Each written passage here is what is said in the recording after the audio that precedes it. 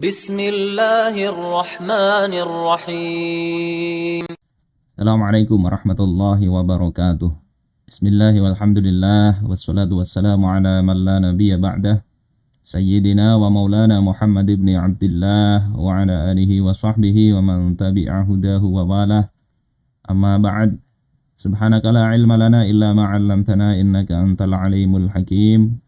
Wala haula wala quwwata illa billahil aliyyil azim.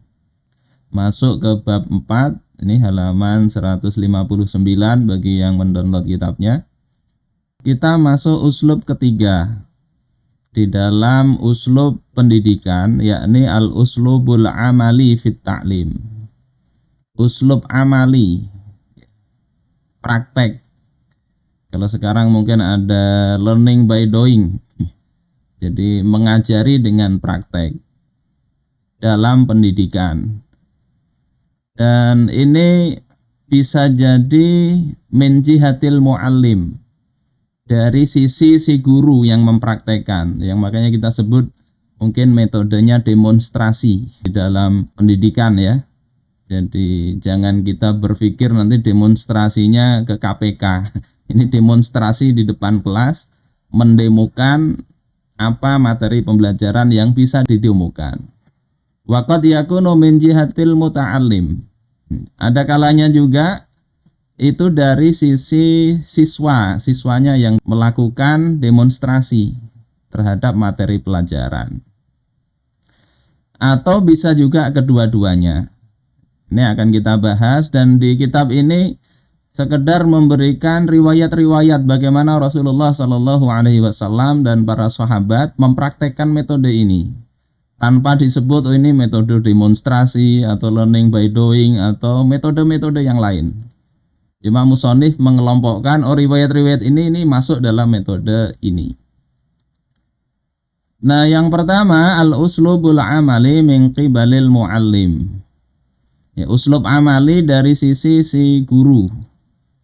Nah, ini dicontohkan riwayat dari Qais bin Talq dari bapaknya, bahwasanya seorang lelaki bertanya kepada Rasulullah sallallahu alaihi wasallam, "Ya Rasulullah, wahai Rasulullah, ayusalli ahaduna fi thawbil wahid?" Apakah kita ini boleh sholat di dalam satu pakaian saja? Kemudian fasakata, Rasulullah sallallahu alaihi wasallam diam, tidak menjawab.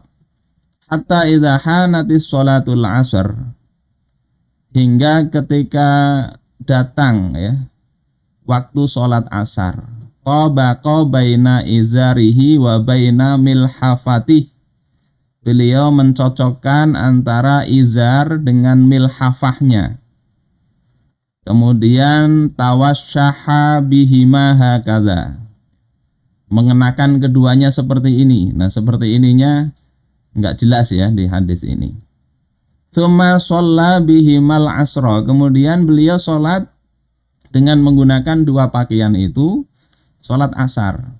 Falama in sorofa qala, ketika sudah selesai sholat asar, beliau berkata, aina sa'il anis sholah fi thawbil wahid, mana orang yang tadi bertanya tentang sholat dengan satu baju saja? Ya, maka orang itu mengatakan, ya Rasulullah, ya, wahai Rasulullah, ya, saya wahai Rasulullah. Maka kemudian Rasulullah mengatakan, awakullun nasi yajidu thawbaini, apakah semua orang itu punya dua baju? Di sini Rasulullah Shallallahu Alaihi Wasallam mencontohkannya, beliau pakai dua kain, yakni pertama izar, yang kedua milhafah. Nah, ini saya cari di kamus ya. Izar itu thawbun yuhitu bin nisfil asfal minal badan, pakaian yang menutupi separuh bagian bawah badan. Ini nih kain yang dipakai di bawah ini izar, seperti orang umroh yang diikatkan ke bawah. Beliau pakai izar, kemudian pakai milhafah. Milhafah itu ridaun taltahifu bihil mar'ah fauqa libasihima. Ini kalau wanita ya, semacam inilah gambarnya, ini semacam jubah ya, gamis milhafah. Nah, beliau pakai itu dua lembar. Pertama kain di bawah, yang kedua pakai gamis. Nah, kalau al-libas itu ya ma yasturul jisma, apa saja yang menutupi badan manusia. Dalam riwayat Imam Al-Bukhari bahwasanya Umar bin Abi Salamah itu mengatakan ra'aitu Rasulullah sallallahu alaihi wasallam yusalli fi thawbin wahid. Aku melihat Rasulullah sallallahu alaihi wasallam beliau salat dalam satu baju saja, satu pakaian. Mustamilam bihi fi baiti Ummi Salamah. Yang satu pakaian itu menutupi beliau seluruh badan di rumahnya Ummu Salamah. Wadi'an tarafaihi ala atiqaihi, di mana kedua ujung pakaiannya itu diletakkan pada pundak. Jadi beliau tidak berbicara, kalau yang pertama tadi cukup berbicara, intinya membolehkan sholat itu dengan satu kain saja kalau nggak punya dua kain. Kalau dulu waktu kami masih kecil, masih dalam kondisi ekonomi masyarakat itu kesulitan untuk mau kena, kadang perempuan itu pakai pakai kain yang kata orang Jawa jarik. Biasanya kalau orang meninggal ada dipakaikan itu saja dipakai di seluruh tubuh, jadi mau kena seluruh tubuh tertutup. Rasulullah pakai satu kain pun bisa ya untuk sholat. Jadi tidak banyak penjelasan, cukup melihat itu sahabat berkesimpulan boleh. Kemudian ini juga ya, hadis cukup panjang dari Jabir bin Abdullah. Bahkan Jibril pun itu mengajarinya dengan mendemonstrasikan tentang apa waktu-waktu sholat. Datang pada saat matahari tergelincir. Kemudian sholat, Rasulullah sholat juga di belakangnya. Orang sholat di belakang Rasulullah. Kemudian datang pada hari berikutnya itu sudah agak lebih panjang waktunya, yakni menjelang asar itu. Begitu juga begitu sholat maghrib. Kemudian setelah itu semua selesai, beliau katakan ma bainas sholataini waktun, di antara dua sholat inilah waktu sholat itu. Jadi beliau tidak menjelaskan jamnya, apalagi beliau bikinkan tabel waktu sholat sepanjang masa, tidak begitu. Beliau cukup satu hari ini sholat pada awal waktu, satu hari berikutnya sholat pada akhir waktu. Setelah itu beliau jelasin, di antara dua waktu itulah waktu sholatnya. Sehingga yang namanya sholat pada waktunya itu ya di antara dua waktu tadi.